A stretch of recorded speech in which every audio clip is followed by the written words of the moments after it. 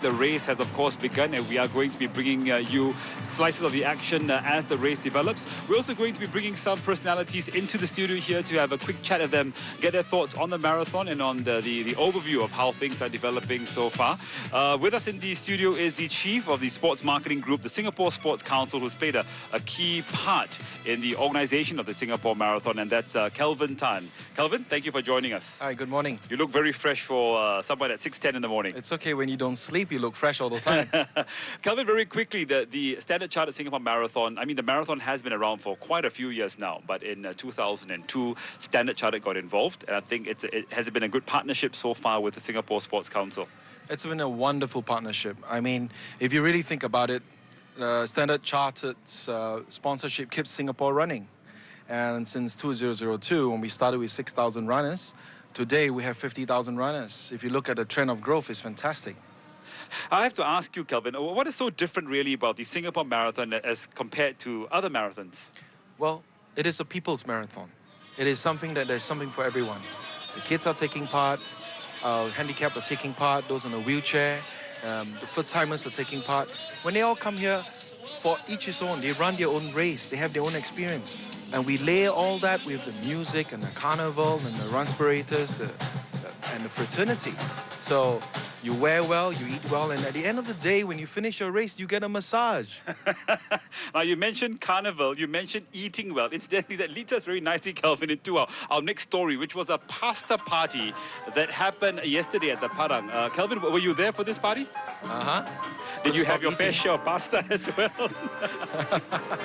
Well, exactly. I mean, carbo loading by itself is something all runners do, but why not make it an experience? So just eat and have time to meet with each other. That's exactly what it's all about. It's about friends, meeting friends, new friends, and as they go along, well, they have a good time. Well, the great thing is that we actually had the elite runners there, we had leisure runners there as well, and of course we have these performers to make the whole thing a lot more exciting.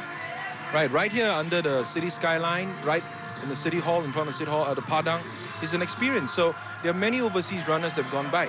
This year, we have more than 250 runners that have come just from Japan to run. Thank you, Kelvin. Thank you very much. Kelvin Tan, the chief of the sports marketing group of the Singapore Sports Council.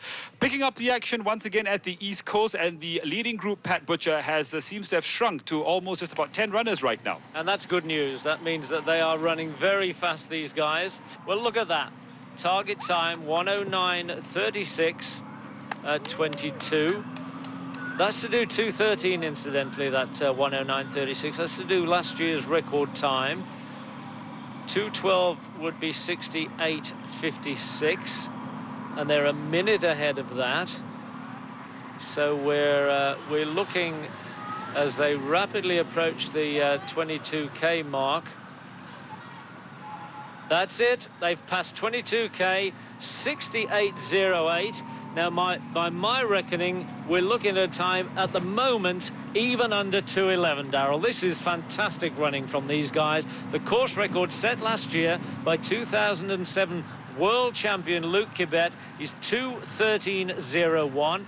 The organisers were intent on doing a lot better than that. The course record has tumbled over the last 7 years, and we are well on course for an absolutely terrific time here in Singapore this morning. Moving on now to the starting point of the half marathon. I mentioned earlier that we've got 17,500 people for the full. We've got quite a few thousand for the half marathon as well. And Kimberly Wang is on the ground. Hello, hi Darryl. Okay, so I have here this with me who's running the half marathon as well. How are you feeling about the race now? Well, I'm feeling very excited because we've been training very hard, trying to improve on my last year timing. Okay, so this is not the first year you're running, right? No, this is my fourth time. Fourth time running, okay. Yeah. So and we all know like this is the 8th anniversary of Standard Chartered Marathon, and a lot of them they're just running for like the many times already. Okay, so let me see. Good morning, sir. Can we ask you a few questions? So are you excited about the race now? Yeah, excited and a bit scared. Yeah. A bit scared as well. Why are you scared? Have you been training for this? I have trained, but it's a long way for an old man. Oh, okay. Thank you very much. Thank you very much, Kimberly. 2 hours and 6, Pat. Pretty decent, eh? Oh, yes, indeed it is. I mean, if the men could run that, we'd really be in for a bonus this morning. But off they go.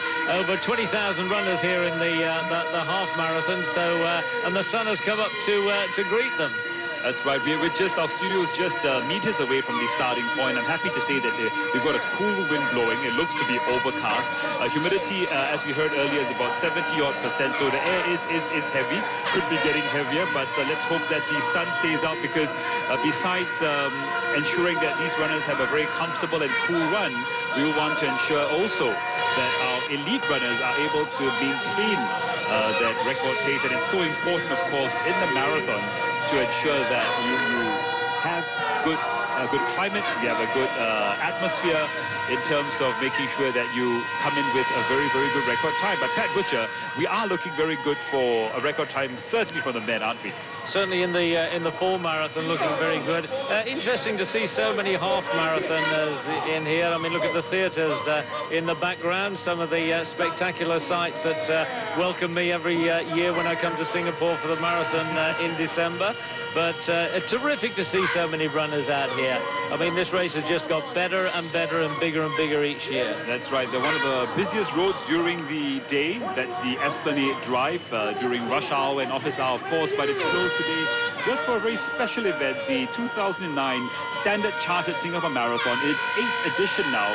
Besides being an event that benefits charities, besides being an event that attracts elite runners, it's also ultimately an event of the people, as the chief of the sports marketing group, Kelvin Tan, from the Sports Council, said earlier in the interview. It really is about encouraging as many people as possible to participate, and it's good to see, with a beautiful backdrop there of the Marina skyline and the Esplanade theatres on the bay. And back to the men. And they're still running very... This is getting really exciting, this race. Number 10, Joseph Kiptu. He's the young pretender. He's only run one marathon. He did 2:10 in Daegu in Korea earlier this year. They do say don't run more than a couple of marathons a year, but I must say number 26, Vincent Niemwai is looking pretty good there. We have a guest here with us in the studio, the Chief Executive Officer for Asia, Standard Chartered Bank, Mr. Jaspal Bindra. Mr. Bindra, good morning. Welcome to the studio. Thank you. Pleasure to be here. Now, Mr. Bindra, you know, we talked about it, we mentioned it. It's called the Standard Chartered Singapore Marathon. It's been that way since 2002. Can you tell me a little bit about the history of Standard Chartered's involvement with the Singapore Marathon? Well, we've been involved with the marathons across the world, now 7 countries where we sponsor it. Singapore is one of the largest. It's one of the first ones we started. And we have a fantastic turnout, over 50,000 runners today, 17,000 plus running the full marathon. Wonderful. Now, Mr. Bindra, these are the shots of the men, the elite men. They are actually very comfortably going on race record time. I'm confident in saying that we will see the record fall this year. Is that something you expected? Well, we're delighted that we'll have the privilege of having some records broken at the Standard Chartered Singapore Marathon, and we're looking forward to it. It's a great day today. Well, thank you very much, Mr. Bindra. We are going to thank you for your time. It was a pleasure talking to you. Thank you. I hope you enjoyed the rest of the marathon as well. Now, as I suspected, this is Albina Mayarova-Ivanova, another Russian, and if she is catching, as she clearly appears to be, Lyubov Morganova, the race favourite, then she appears to have run a very, very good tactical race. We thought that Morganova had got rid of her last challenger when Magdalene Chemjor fell off the pace, but Albina Mayarova-Ivanova appears to be running very, very strongly, and I would suggest that Morganova is in big trouble here. Pat, from a mental perspective, what's it going to be like for Morganova to look over her shoulder in a few moments' time and see Ivanova just pass her? What's it going to do to her in terms of mental strength? She knows she's in trouble. As soon as she sees her, and my advice to Mayarova is to get past her as quickly as possible, get some distance between her. Now, there's a bit of gamesmanship. She's dropping her arms, she's relaxing, she's letting Morganova know, or she's pretending that she's so relaxed and comfortable. I mean, she's already got one up over Morganova because Morganova knows that she's come from a long way back to catch her and take the lead. It really depends what Morganova has got in reserve. She is the faster woman on paper. She's by far the more experienced of the two, but there's still half an hour left to run. Thanks very much, Pat. We're going to take a short break, but don't go away. There's plenty more action to come with the men only minutes away from the finish line.